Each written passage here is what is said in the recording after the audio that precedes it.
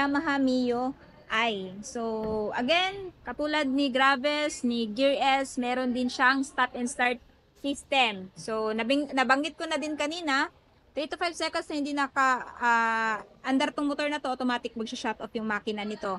Yung kinaganda dito kay Yamaha Mio I guys, sa S version, meron siyang ganong function at the same time pagdating sa kanyang itsura, mas modern siya. Tapos napaka-slick din ng design. So, sa mga traffic, napakadali nito isingit. Pero hindi ko siya sinasuggest. So, ito yung kulay niya guys, metallic blue.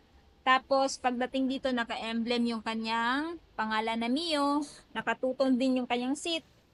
Yung kanyang dashboard is naka-analog pa rin. So, ayan, meron din siyang footboard. So, naka-drive na ako ng MIUI guys.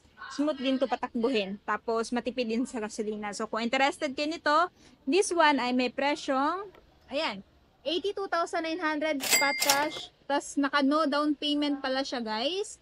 And yung monthly sa 3 years na 3,941 at 3 days na 200.